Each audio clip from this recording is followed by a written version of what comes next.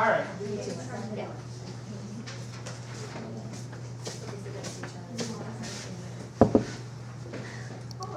So this last section of our unit is cell processes, and it's sort of about a few different things that take place within the cell, some processes. And we're going to talk about four, really. Diffusion and osmosis is what we'll be spending the most time on over the next week and a half. Then after that, we'll talk about photosynthesis and respiration, two more processes. So we're going to start off here with just some basics about what we call concentration. So, how many of you made Kool-Aid at home? Not just drank it because your parents made it yourself. With the drink mix that Yeah. if you open. So, now that Kool-Aid, if you have I know sometimes it comes in a little pack, you just pour it in a certain amount of water. Now, what happens when you put too little of the powder in? Tommy? Kind of like Okay. but it's not like How does it taste? horrible. Put too I don't little. really drink Okay. but You put too little in, Matt? It's just like water. Just tastes sort of watery. Did you ever put too much in? Yeah. What's that taste like? Awesome. Like super sweet. All right, so now let's think about some of the words we use to describe these things. So if I have 2 glasses of Kool-Aid here, which would be more concentrated for Kool-Aid? So that's the word we're going to use over and over the next week. Concentrated. Farhan, what do you think? B. Yeah, B. More concentrated, in this case would mean it has a stronger taste, which means more Kool-Aid mix was added. What does it say? Which would be more concentrated for water? Which has a greater concentration of water, Chloe? A. Okay, that's the one that's a weaker taste. Yeah. So, you think about what is going on here. Okay. When you add that little powder to some water, what's in that powder? It's mainly one thing. Yeah? Sugar. Sugar. It's almost all sugar. There's a little bit of coloring and a little bit of artificial flavoring, but it's mostly just sugar. And so when you add that to the water and mix it around, the Kool-Aid, the sugar, the coloring is dissolving, we call it, in the water. Okay? And so what that means is those molecules of sugar are sort of in there, inside of that water, in very, very small pieces so that we can't really see them anymore. So in sample A, if you draw in some X's that would represent the Kool-Aid powder that you added, obviously A would have fewer of those than B. And we would say B has a greater concentration of Kool-Aid, but A has a greater concentration of what? Water.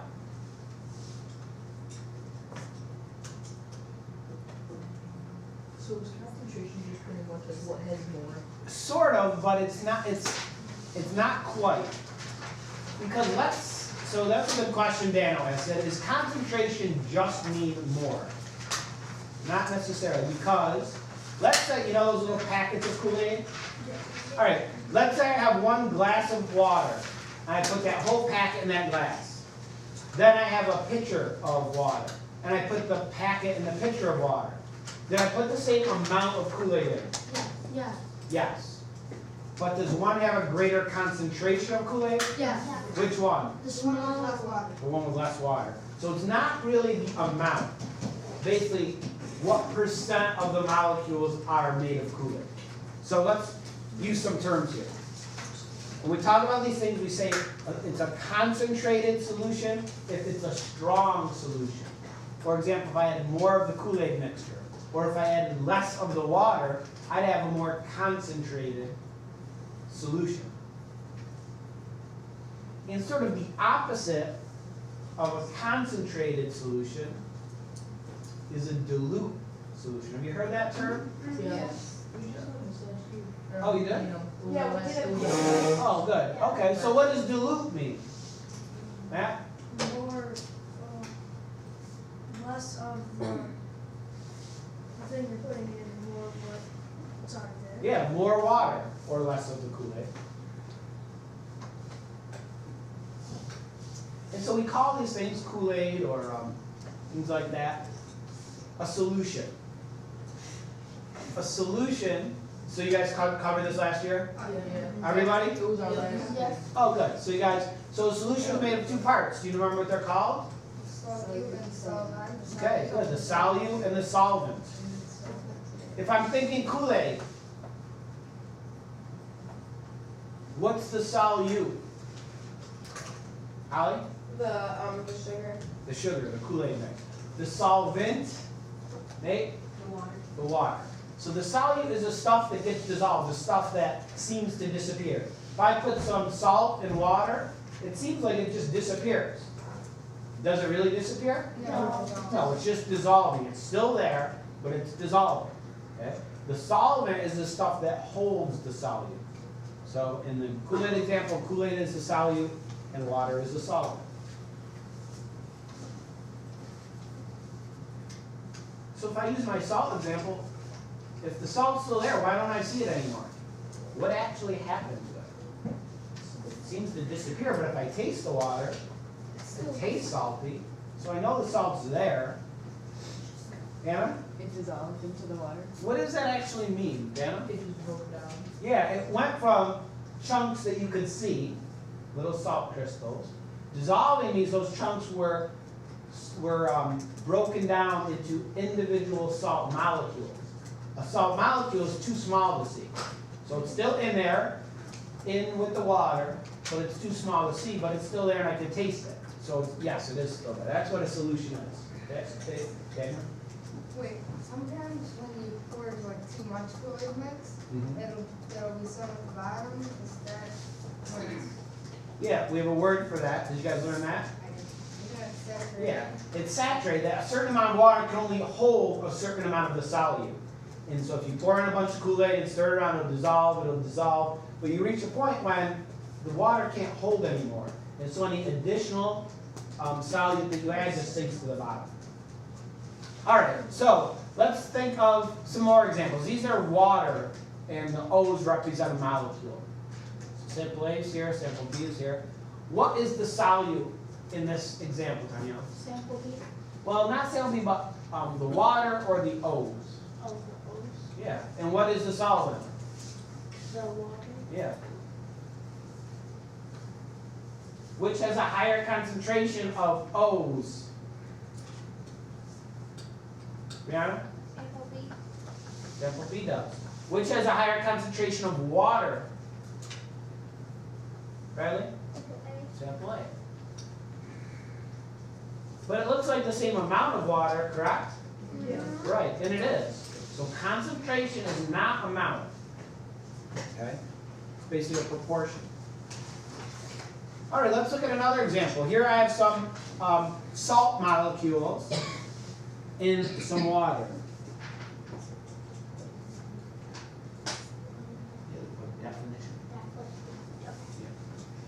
All right, so if I have some salt water here, what's the solute? I want to hear from some new people that I have not heard from in the recent past. Farhan? The salt. The salt. What is the solvent? Kristen? The water. Which is a higher concentration of salt, Alex? A. A does. Which is a higher concentration of water, Olivia? B. Mr. Girls, Yeah. how did you make those shapes on the computer? What's that?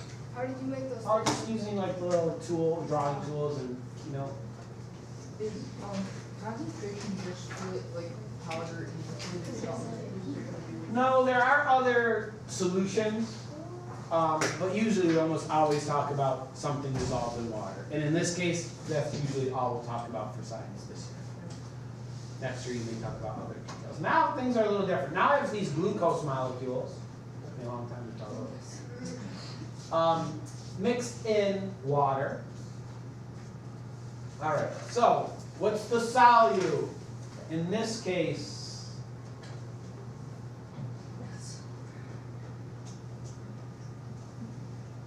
Chloe, the glucose is? What's the solvent, Tommy?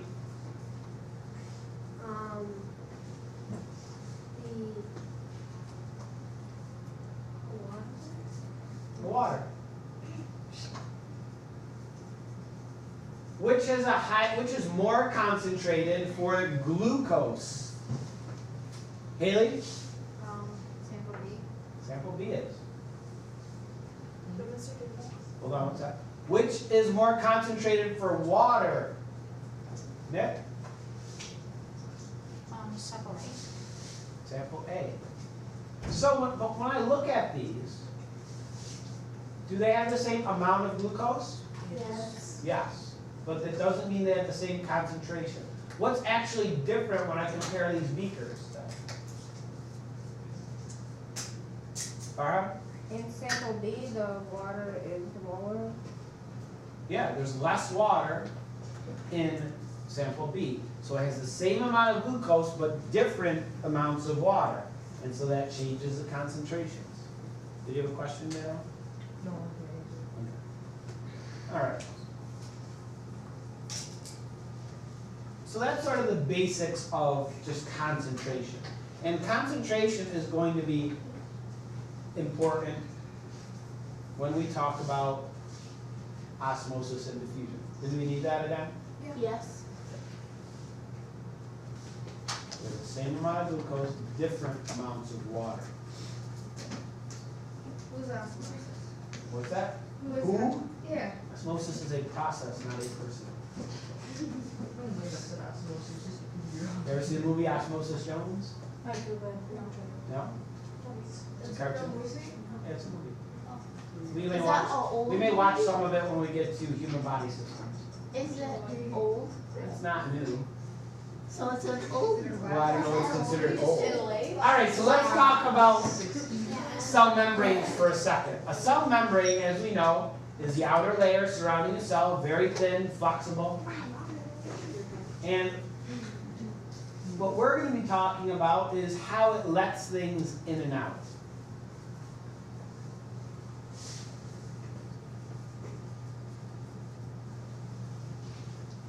We have some terms that we use. Permeable, impermeable, and semi-permeable. Have you guys heard these before? Impermeable. Anyone want to take a guess as to what that means? Impermeable. Might be a word that you've heard before. Holly? not permeable. Yeah, it does mean not, so but what does that mean exactly? Impermeable. Hannah? Like, not permitted to go somewhere. Yeah. Impermeable means things cannot pass through. That's what impermeable means. So what do you think permeable means? Can't pass. That things can freely pass through.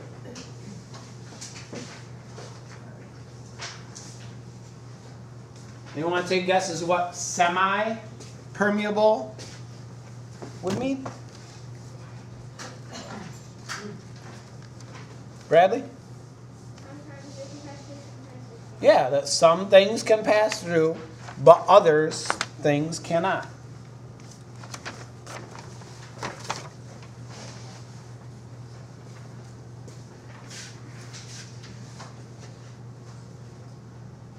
So if we think about the cell membrane, what do you think it is? Is it permeable, impermeable, or semi-permeable?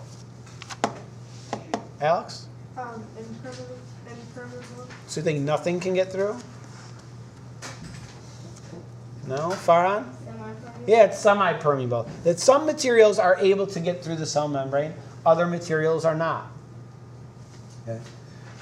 Now, a cell membrane, well, we could talk for a long time about the cell membrane.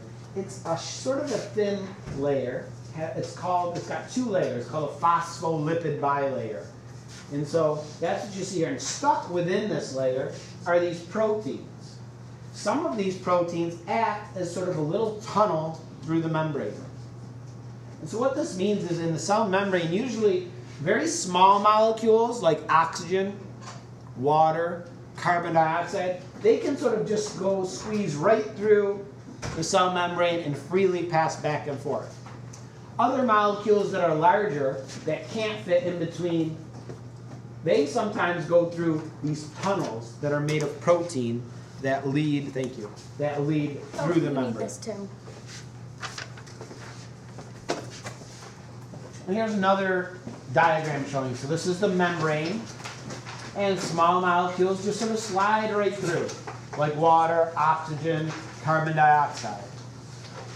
It's almost like the membrane's not even there at all, because they could just move right through.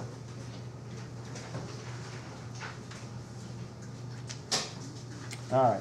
So now that we sort of covered the basics, let's look at our Kool-Aid again.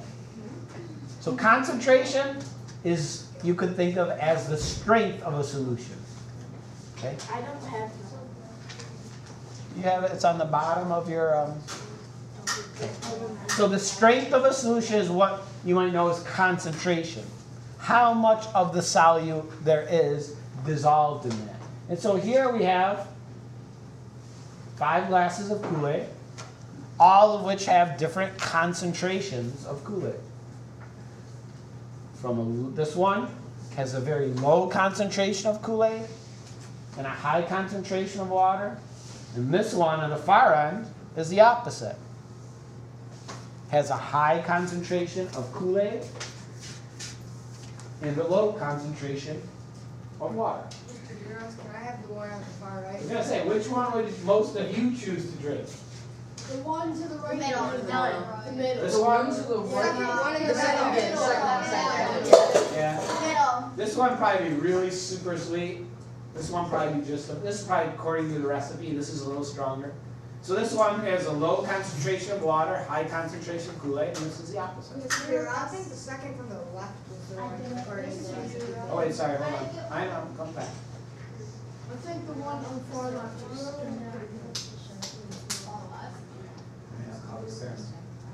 You can use that some glitter. How did it go from purple to red? Mr. Just that's how dark in color it is. We've done that in school. Yeah, they were telling me last year. Yeah. Sometimes made it's us tasted, taste it, yeah, and I was Kool-Aid. just utterly disgusted. I never had Kool-Aid before, and I was just like, ugh. You really throw it. I wanted to do the strong one. All right, so let's move on here. The next 2 slides are probably the most important for this section. So basically all what we've been talking about was sort of the build-up. So diffusion. Okay. First off, some people are using this word molecules. A molecule is sort of a little piece of material, a little piece of matter. You say that molecules are the building blocks of matter. A water molecule is the smallest amount of water you could possibly have. It's one single tiny little piece of water. It's still water. You know, if you took, for example, if you took some salt, a salt crystal, you could see it, right? If you were able to break it in half, would you still have salt?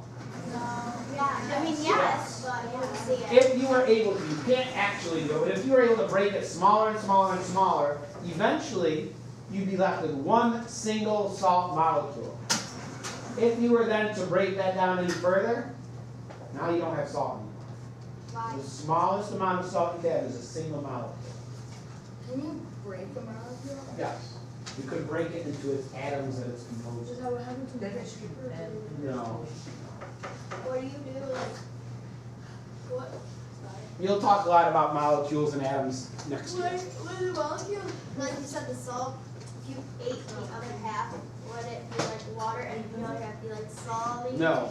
No, it'll be sodium, which is an explosive metal, and chlorine, which is a poisonous gas. So you wouldn't put it in your mouth. No. So All right, so we need to move on. So that's chemistry, that's for next year.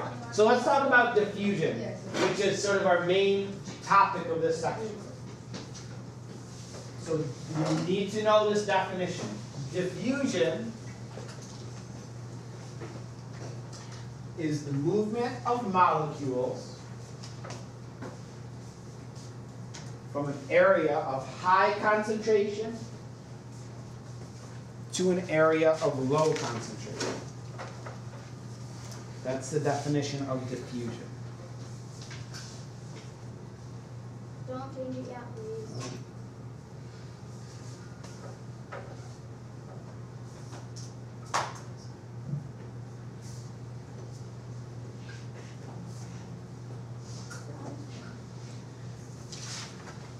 So if one analogy I like to use to help people understand this is molecules do not like to be crowded. For example, I were to compare molecules to 7th graders. If I were to close all the doors in this room and take every 7th grader in our school, I could force them into this room probably. They would fit and be very, very tight, obviously, very crowded. Would that be a high concentration of 7th graders? Yeah. Yes. Be hot, smelly, sweaty. And so then, let's say I did that, I forced every 7th grader into this room, and then though I opened up the door to Miss Bean's room, what would probably happen? Probably spread out. Would all of you go over there? No. How many would probably go over there? Like half. Probably half, to get yourself some more space. I don't know, it's a room. Now, would I have to say, okay, everybody, half of you go over there? No. No. You would just do it on your own if you're given that opportunity. Then I open up the door to Mr. Arcuri's room. What would happen? Half of the people that are still in here would go in. People would continue to spread out. Okay? So that's sort of what molecules will do. Molecules will go from a crowded area to a less crowded area. They will naturally, on their own, just sort of spread out. And that's what diffusion is. The movement of those molecules from crowded areas to less crowded areas. Is that kind of with the Kool-Aid? If like you add more water, it all spread out and they... Yeah, eventually it will. Or if I, another example, you know, here, let's say, so each morning actually, Mr. Arcuri comes into this room in that back corner, comes to the door, and he puts on his perfume before the day's about to start. And he sprays it in that corner of the room, but pretty soon, I smell it when I enter the room all the way over here. Those perfume molecules started off, when he sprayed it in his little spray bottle, they all start off in a little crowded area. But then, they spread out, and they spread out throughout this room. In fact, you could smell it all the way on the other side of the room. Okay? And so, that's again an example of diffusion. If I take a beaker of water, let me do this. If I take some water. Mr. D, Yes? if you pour soda and it's all like, when it like, kind of like, doesn't explode, but you shake it up because, and then they're all together, and then you put it like, and then it starts bubbling. Oh, that's a little different. That's carbon dioxide gas, so it's not quite Uh-oh. the same as diffusion. All right, so I have some water here in this flask. That's a little fast. Some water. So now I have also a little bottle of green food coloring. So in this bottle, is the food coloring concentrated? Yes. Yeah. Yes. And when I put the drop inside of this flask of water, it starts off that it's all sort of concentrated in one little area here. Those molecules, what are they doing? They're spreading out. When I let this sit for just a minute or so, what's it eventually going to look like? It's just going to be uniformly green. That those molecules have spread out from an area of high concentration to areas of lower concentration until they're pretty much equally spread throughout that water. And again, that's what diffusion is. Okay? So some examples: perfume diffusing through a room, dye diffusing through water. Okay, those are examples of diffusion. It's actually not perfume. How did it's you cologne. get that first little picture so perfect? What's that?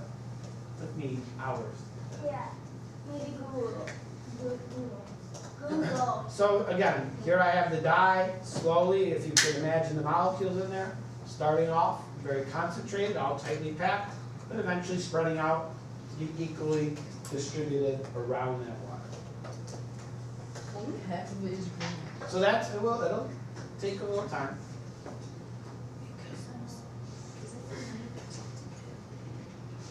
Now, also, another special type of diffusion is called osmosis. And osmosis is basically a type of diffusion. Yeah. Osmosis is when water molecules diffuse from an area of high concentration to an area of low concentration across a membrane.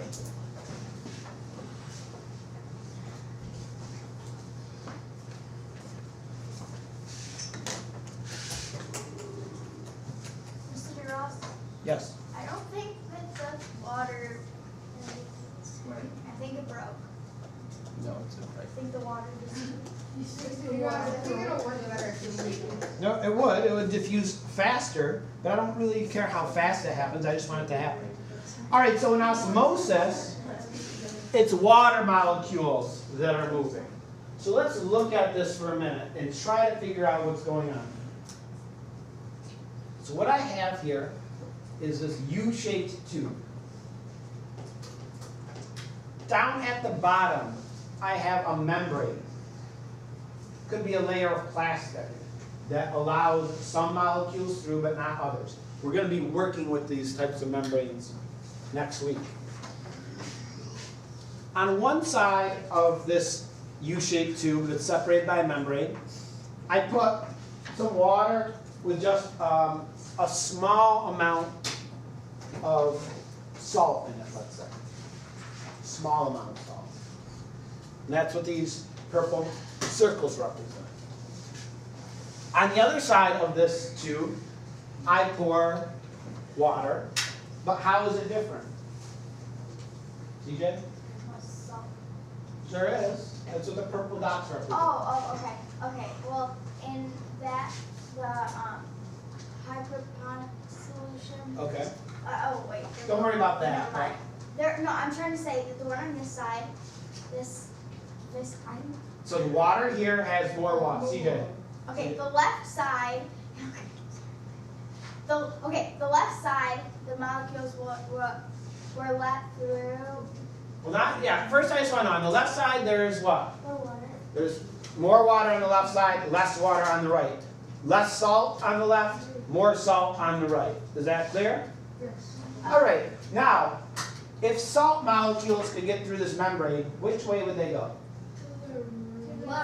They go from the right, where there's high concentration, to the left, where there's a lower concentration. But let's say they can't. They can't get through this membrane. They won't. So they're stuck there. Let's think about the water then. Where is there a higher concentration of water in this case? Tanya? The right side? This side, the left side. The left You side. said you showed me the right Last thing. and then the. Yeah, there's more water on this side. And what about here?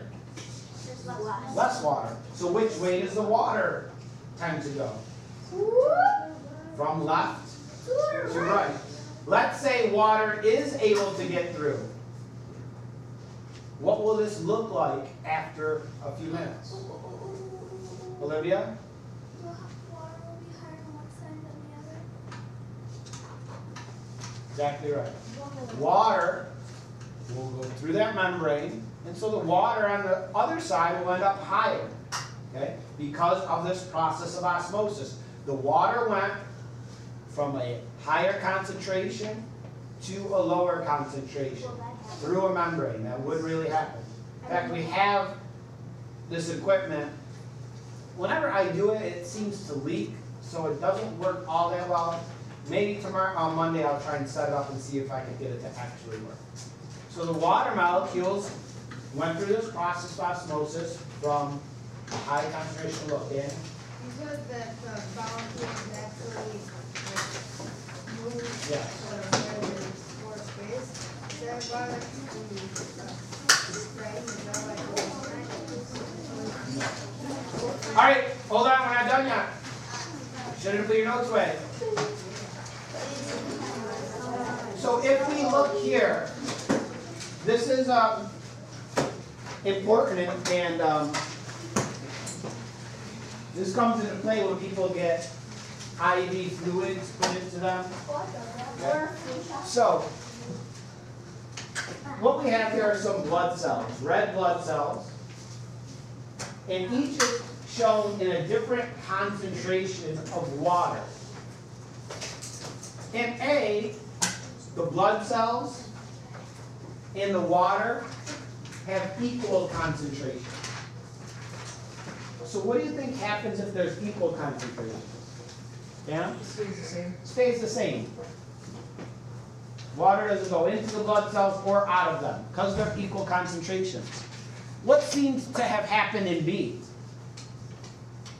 What happened to the water that's in those blood cells? Hannah? It looks kind of like it's trying to come out. Yeah, it came out. In B, on the outside, okay, there is a lower concentration of water. And so water from inside the cell, where there's a higher concentration, came out and went into the water and the cells shriveled up. What about in C? What happened in C, Olivia? The cells took most of the water. Yeah, water was going into the cells. There was a high concentration of water outside, a lower concentration in the cells, and so the water went from high to low, went into the cells, causing them to swell up. And in this, if this happens, it could actually cause the cells to burst. Yeah.